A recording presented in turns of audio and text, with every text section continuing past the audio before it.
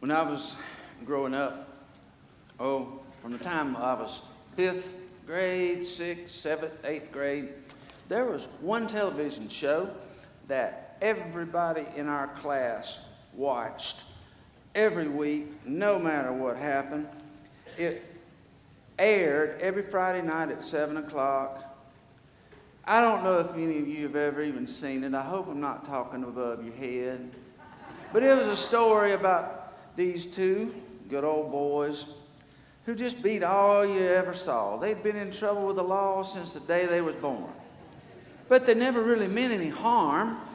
They just wanted to have fun, and they had reason to have fun, because they had this, what was it, about a 1971 Dodge Charger, and it was orange with a Confederate flag on the top, and boy, that thing would fly. They'd been on the race car circuit. They'd been in the moonshine business. They'd been to prison. They were on probation. They couldn't carry guns, but they had bows and arrows that shot dynamite. And their life would have been dynamite. Their life would have been such a breeze, so fun, so carefree, except for one, started to say little problem. It was a big problem. A big man named Boss Hogg. And he beat all you ever saw, because there was no end to his determination to get those Duke boys. He was going to get them Dukes. And he kept saying, I'm going to get you Dukes. And he wanted to throw them back in the pen. And so he was always out to get them. And for some reason, I was able to relate to him. And apparently, a whole lot of other people could relate to those Duke boys too, because we all know what it's like to live with somebody or some force, some system that's out to get us. It's determined to enslave us, to defeat us, to bring us low.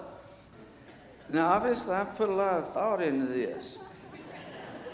And one thing I began noticing years ago, many years ago, was that as much as everybody loved to hate Boss Hogg, the truth is, without him, there'd have been no show. Without him, without a villain, there's nothing for the heroes to do except drive around slow and sightsee. But when you do have an opposition, some oppressor, what that does is it forces you to drive faster and better and jump higher than you ever would have otherwise. When you got a villain, when you got opposition out to destroy you, it doesn't destroy you unless you quit, unless you give up. But if you refuse to give up, it's only going to make you better. And that's where heroes come from. Without bad guys, there could be no real good guys. Have you ever thought of it that way?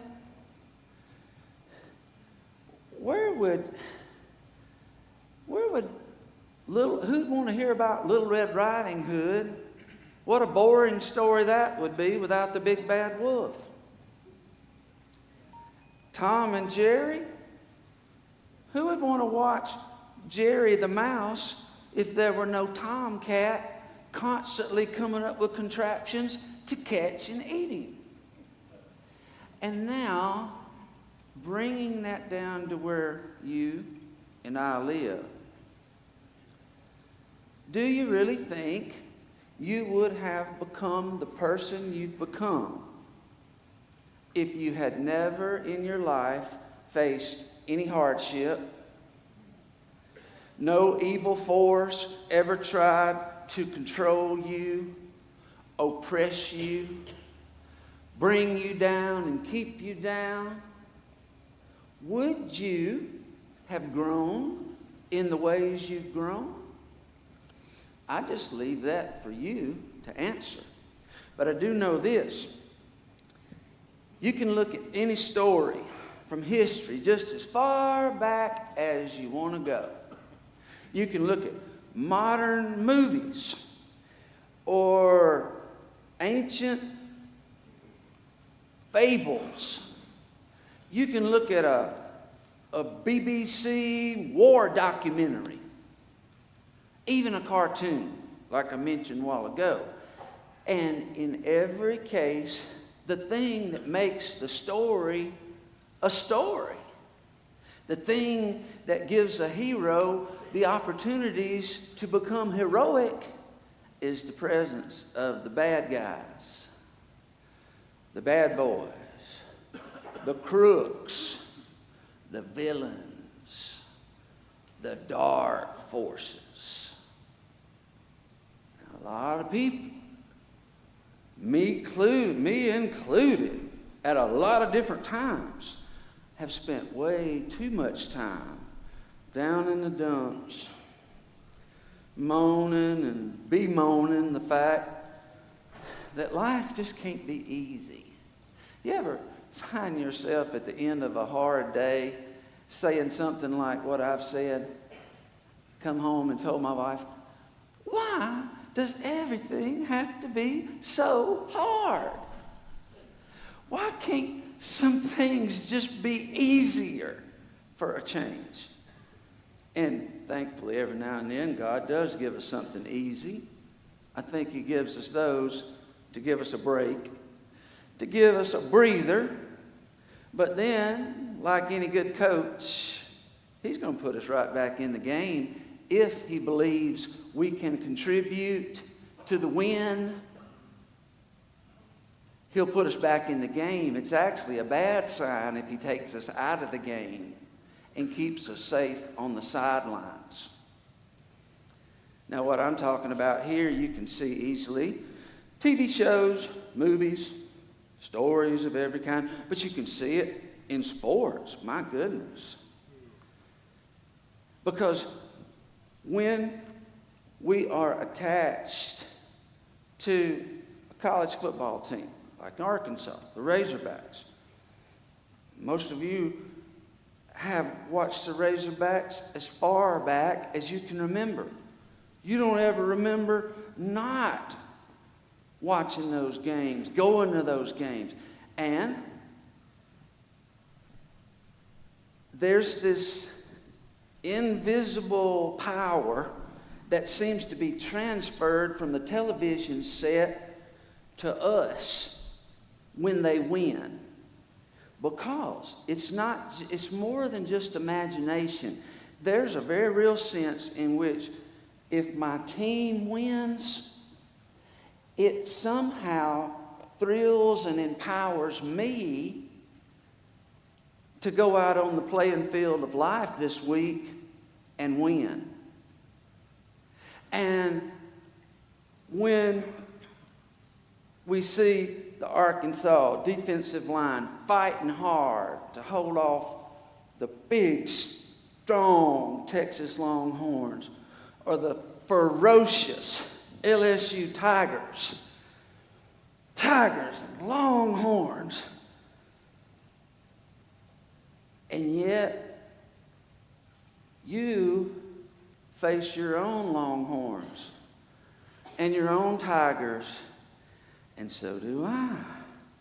And so those boys aren't on that field by themselves. They've got hundreds of thousands of other people with them in spirit, counting on them. And it's not that we're not in the game, we're just in a different game. You're in the game wherever you work, at the school, at the shop, in the construction site, wherever you are during the day. That's your field. And the only people who are not on the field getting hit running as hard as they can, banging up against powerful forces and sometimes getting knocked silly. The only people who are not out there in the world getting knocked around and trying to stay alive are the people who don't have a life. And isn't it interesting? I'll tell you one group of people who apparently don't have much of a life, and that is these young men that spend all of their time playing realistic video games. And I'm not saying video games are wrong. I'm told they can really help your dexterity, and I've heard that it can help a person develop the skills that even a surgeon needs, the ability to look at a screen that you are, and yet be working with your hands while looking at a screen which represents what you're looking at. I'm not dogging video games, but I'm saying for a lot of people, especially for some reason young men, video games are a way of being a hero without having to worry about getting hit in real life. But is it not interesting that even the boys who spend their time, their days and nights at video games, choose war games, shoot 'em up games? Because even in them, they need a villain to fight.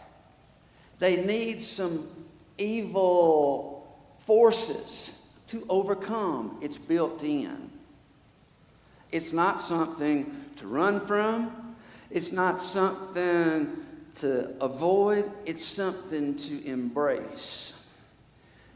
And one of the things that jumps out over and over and over as you read about the Bible, the biblical models left for us to imitate, you see this very kind of thing going on again and again. I want to give you an example, a snippet of what I'm talking about, as recorded in the book of Hebrews, chapter 11. I'm going to start with verse 29 and 30.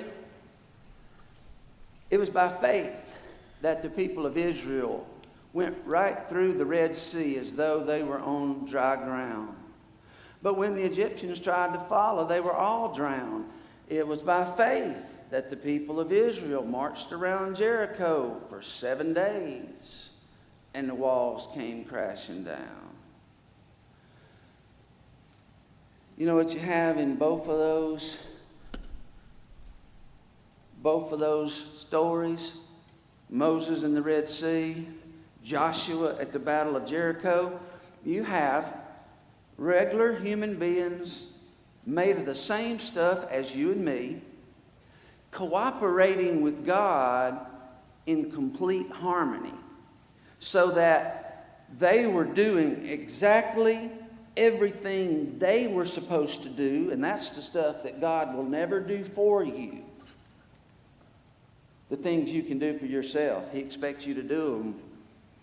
For instance, God was going to send that strong east wind to hold back the waters, but the children of Israel had to grab hold of their guts and go walking out across there, not knowing for sure whether those waters were going to stay in place. And it was later on the children of Israel who had to risk looking terribly stupid, marching around the city, blowing a trumpet 7 times. But that was their part. And when they did their part, in faith, God did for them the things that only God can do.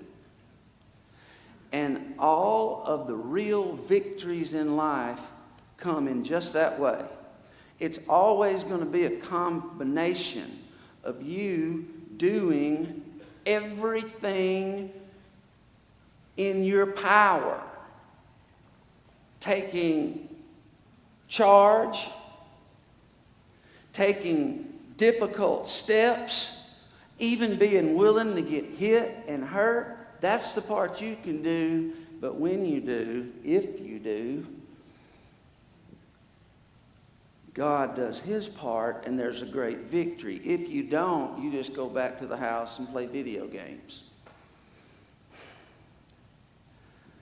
But when you come to the end of your life and you're laying on your deathbed, if you're like the vast majority of people who've ever lived and died, and you look back on your life, your biggest regrets are not going to be, surprisingly, most of your biggest regrets will not be about the things you did and wish you hadn't. The biggest regrets are going to be about the things you could have done and didn't.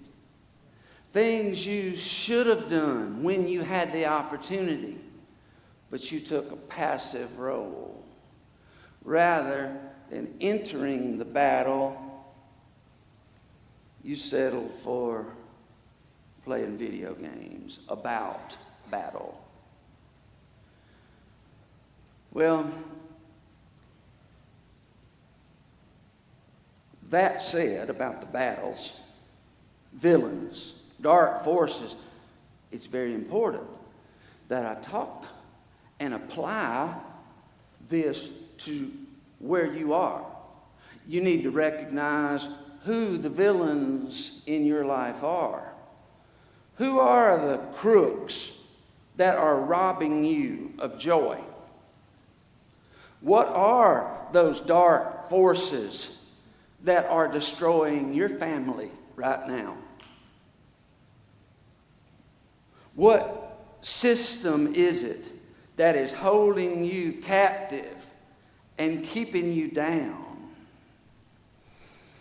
Well, I can give you some ideas to help you determine exactly where your battle lines are drawn.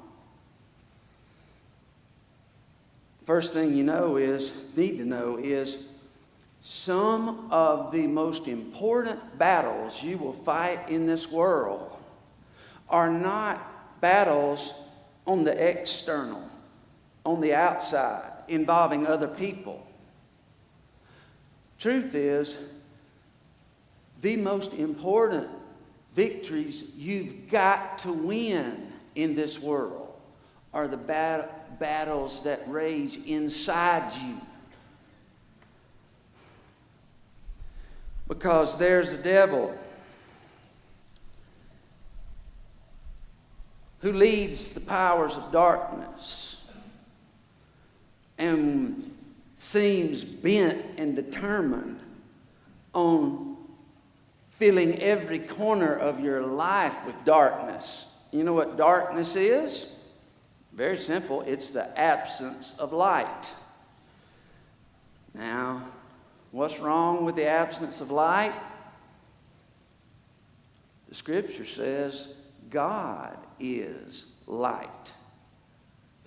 God is the light that shines at the end of a tunnel, motivating you to keep walking.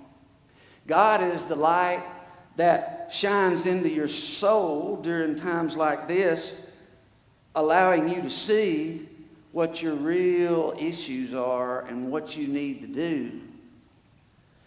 God is the light that can highlight for you, shine a spotlight on your enemies, the enemies within you that destroy you from the inside out. And I'm talking here about enemies such as grudges,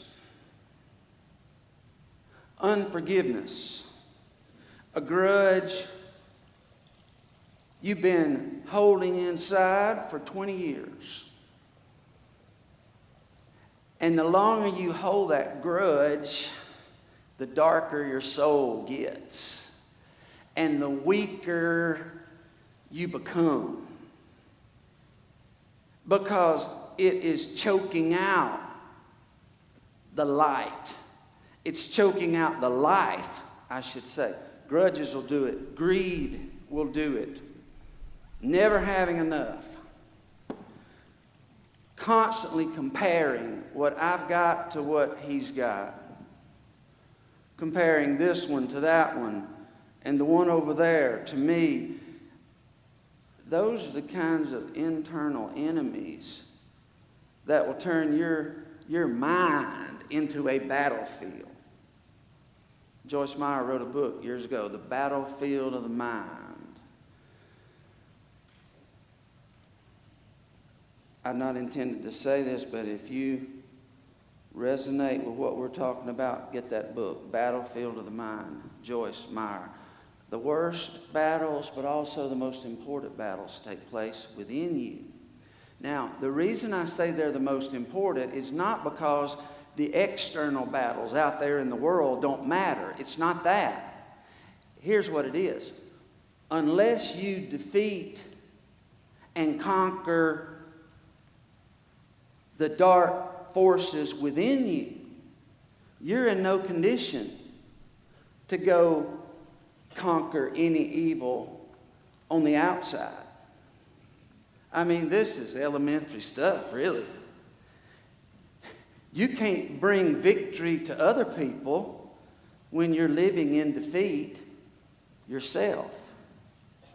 And that's why you've often heard me say, if you want to do a better job at evangelizing other people and leading them to Christ, one of the first things, one of the most essential things you must do is work on yourself. Partly, as you've heard me say, because why would they want what you have if you don't have anything but a conglomerated stinking mess in your head? Why would they want it? But the second reason is you can't take somebody else where you haven't been. And you too you've heard that one too. But think of it in this context. If you want to help other people win their battles and take them to victory, you can't lead anybody to victory when you yourself don't even know what victory feels like. When the victory's within, then rise up and deal with the battles on the outside. Now, what are some of those? One of them is addiction. Addiction. To that, I would add obsessions. You need not be a drug or alcohol addict to be enslaved to substances you think you've got to have. In fact, you've become dependent on them and cannot live without them. You can't stand it to live without them. For some people, those addictions, those obsessions are the obsession to be liked. And so I'll do anything in the world. I'll yes, whatever you ask in hopes that you will like me. That's an obsession. It will take you into defeat. It'll disappoint you because no matter what you do, everybody's not going to like you. It may be an obsession with your image. Now, this is connected. You're obsessed with how you look physically, how you come across socially, the class of people you see yourself as being in, or the class you wish you were in and pretend to be in. One of those battles is addictions and obsessions. Here's another one. Family curses. Family curses. This is, at least in part, I believe, one thing God was talking about when he said to Moses, I will visit the sins of the fathers on the children to the third and the fourth generation. There are certain sins, besetting sins, that seem to run in families. You've seen that. if you've ever lived in one place long enough to get to see 3 or 4 different generations, all living at the same time. Or maybe you are acquainted with a certain family long enough to where you knew the great-grandfather. He's now dead, but you know now the grandparents, the parents, the children, maybe even now the children's children, and you start seeing patterns in this family. The most common one you hear about is generational poverty. It gets passed on like a disease, almost like a genetic disease. Am I saying that a person born with a certain gene is bound to be poor? No. But people caught up in generational poverty are not taught the things that middle-class people are taught. They're not taught the same values. Instead, they're taught a whole bunch of wrong things. For example, here's a very simple example. Most of you know the answer to this question. I bet you can end it for me. Don't quit one job until you have what? You got another one lined up. You learn that in your families first. Well, there are millions of people in America who were never taught that. People in generational poverty, that concept is not even on their minds. It's a foreign concept. They don't think that way. Instead, what they're more likely to think is something along these lines. There's no hope for people like us. Other people, the rich are going to get richer and we're going to get poorer. And the world never gives us a chance. It's just not fair. No matter what I do, I'm going to fail anyway because the system is stacked against me somehow, and so I'm just not even going to try. Or maybe I do try. I try just enough to get knocked down, which is what happens to everybody who tries anything. But when I get knocked down, I say, see, that proves it. See? There's no hope for me. Sign me up. Generational poverty, generational attitudes that get passed on, and they are self-destructive. Now let me tell you a different type of enemy that everybody in this place will eventually face if you live long enough, unless you die young. Old age. Old age. I don't know if I've ever told you about the newspaper writer in my hometown years ago. His name was Shorty Culpepper. He wrote such clever little Will Rogers type proverbs and cute articles, funny things with lessons embedded in the story. He even published a book called Taxes and Termites, and on the cover of that book it says, let me make sure I got this right. It says, and keep in mind, this was in the late 1960s. He wrote this. He said, communism is bad. Crabgrass is bad. Canned English peas are bad. But old age is the worst thing that ever hit this country. And you know what he's talking about the closer you are to old age. If you're not close, you don't think it'll ever happen to you. Just like, it's obviously not happening to me, but to everybody else it does. And here's the thing about old age. Seriously, here's the thing about old age. I have indeed tasted just enough of it to know that it's real and that it's coming, and that I want to do everything I can to be in the best possible shape as it overtakes me. Being healthy is not going to prevent old age from coming, but I want to go into old age as healthy as I possibly can be. But ultimately, the answer to dealing with old age is not Nutrition's important, but nutrition is not the ultimate answer. Neither is exercise. Neither is having your doctors 15 minutes away. No. The real answer, the only way to win the battle of old age is to win it by surrendering and making peace terms with it.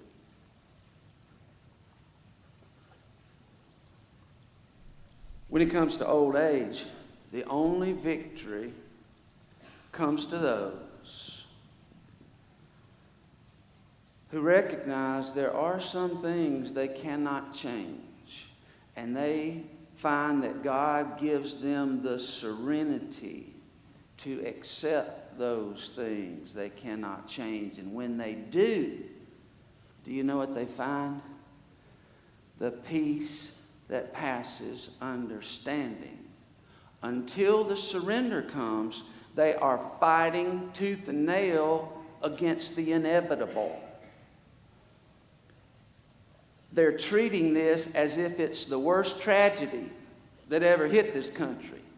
Well, that's a nice joke, but in reality, old age is just as much a part of God's plan.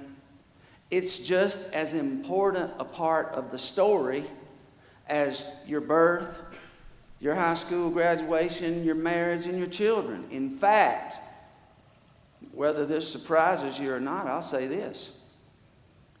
Old age is often where the ultimate battles of life are won or lost.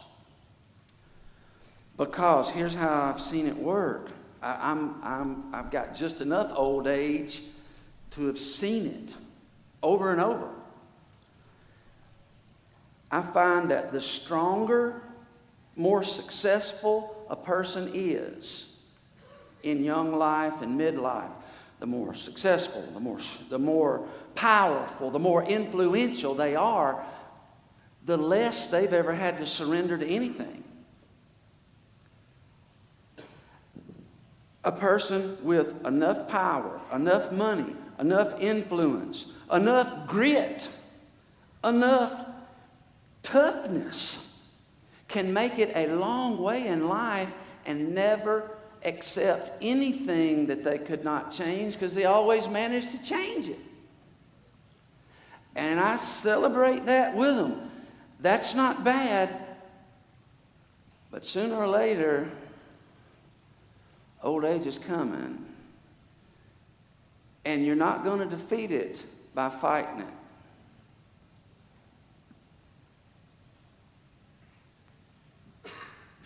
You'll defeat it through surrender. That's what Jesus did when he went to the cross. He did not fight the cross. He knew it was the last chapter of his life. Talk about the aches and pains of old age. Well, Jesus didn't live to old age, but he sure had aches and pains and then some on that cross. He surrendered to it. Did he want it? No. No more than you want old age. But he realized that's the battle God is asking him, in which God is asking him to find victory through surrender. So he surrendered, the Bible says, to death on a cross. And as he had predicted, if you lay down your life, you can take it up again. Jesus said, I lay down my life freely. No man takes it from me. But if I lay it down, I will take it up again. You see, there was a resurrection coming, but there can be no resurrection without a death. And death, folks, is not the worst thing that can happen to you. It's something that's going to happen to you, and it can be good or it can be bad, depending on whether you are fighting it tooth and nail or whether you have the sweet peace of saying, into thy hands I commit my spirit. and you give up the ghost. You breathe your last sigh. That's victory. In closing, let me tell you a short story about Jerry Sickler, who normally sits here, but he and his wife are away in Minnesota for a couple of months. I first met Jerry, probably 2 years ago, and he immediately struck me as a man with a lot of spiritual wisdom. And so I reached out to him and tried to get to know him. I was needing some help myself. I sensed that he could help me, but I found him, strangely enough, to be aloof. He would talk with me some, but then he'd pull back. He would not answer my phone calls. I'd call him 3 or 4 times. No response. And often when I did meet him, we could talk for an hour, and we'd have conversations that were a great blessing to me, but then he'd end it by saying something sarcastic to me that would kind of cut me, and I didn't understand it. But then, 6, 8 months ago, Jerry got hit with health problems on a whole different level, to the point where he now walks with a walker. He had to surrender to that. He brings a walker when he comes into church. He sometimes even a wheelchair. He now has a wheelchair that he puts on the back of his car, and then it swings around. He gets on, goes into Walmart. See, here's what was happening. He's told me himself now. He now has surrendered, and that sweet, sweet spirit that was buried underneath all the pride and the I can handle this has now been released. And it's like he is so free now. Nothing to lose, nothing to prove, nothing to hide. No desire to impress. Not interested in what anybody thinks about his growing loss of independence. Here's what was happening. During those times when he was distant and sharp and cold to me, during that time he was fighting old age. He was angry, angry, angry. He later told me that, and his wife told me during that time. She said, that's what's really wrong with him. By the way, your wife knows what's really wrong with you. Or your spouse.